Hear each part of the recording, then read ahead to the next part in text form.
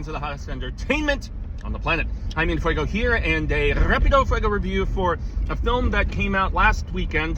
There is a double meaning there. But yeah, it's the weakest easily of the films that I have had the chance to see since returning to cinemas after the Arizona State graduation. And so I'm filming this on Saturday. It's not quite a shitter day, but I was not a fan of a film recently released entitled Hurry Up Tomorrow. And so, full disclosure here, all that I had seen was trailers while I'm like at my local AMC. I'm like, okay, Weeknd is doing some more, genre acting of sorts, because I know he was in that critically panned television series that only lasted one season called The Idol, and it had Johnny Depp's daughter showing off her goodies like crazy and all this other stuff. I don't know, a lot of people said it was really horrible, but so I don't have any basis of context, from having seen that to compare his performance in this, and I thought that this was going to be like a fictionalized, sort of him playing a character or whatever. No, he is the Weeknd in this. He's playing himself, albeit maybe a slightly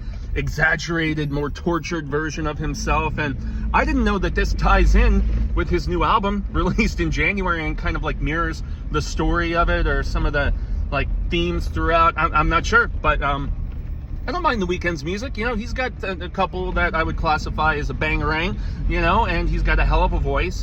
His acting is okay in this. It's nothing terrible. It doesn't stick out like a sore thumb, which I have seen from certain other, musicians turned attempted actors. I'm not going to drop any names there. But, yeah, I mean, it feels so much more like a music video that is trying to extend to feature length. You also have Barry Keoghan in this, who I really like, and then you have Jenna Ortega in this, and I do not like Jenna Ortega. I am not on the Jenna Ortega train of fandom and just like fawning over her and all this other stuff. No, she just kind of bugs me, and she does not play a particularly likable character in this. For anybody who has seen the trailers that unfortunately spoil the misery-ish aspect of something that happens in this.